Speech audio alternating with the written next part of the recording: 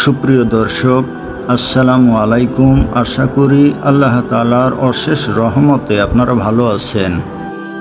40 বার ক্ষমা পাওয়ার আমল, এই আমলটি করুন, আল্লাহ আপনাকে 40 বার ক্ষমা করবেন। রাসূলুল্লাহ সাল্লাল্লাহু আলাইহি ওয়াসাল্লাম ইরশাদ করেন, যে ব্যক্তি কোনো মুসলিমকে, মৃত ব্যক্তিকে গোসল দেবে এবং তার দোষ ত্রুটি গোপন করবে, আল্লাহ 40 বার তার গুনাহ মাফ করবেন।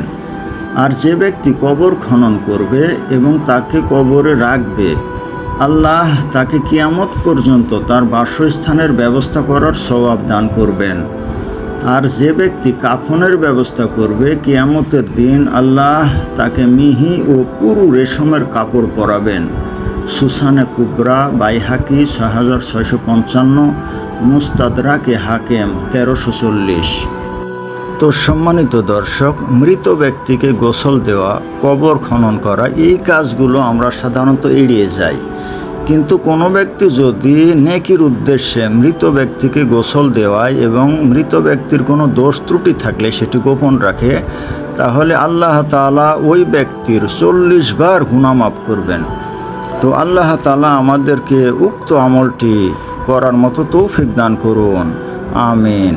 তো সম্মানিত দর্শক, ভিডিওটি ভালো লাগলে লাইক, কমেন্ট, শেয়ার করুন এবং আমার চ্যানেলটি সাবস্ক্রাইব করুন। আল্লাহ হাফেজ।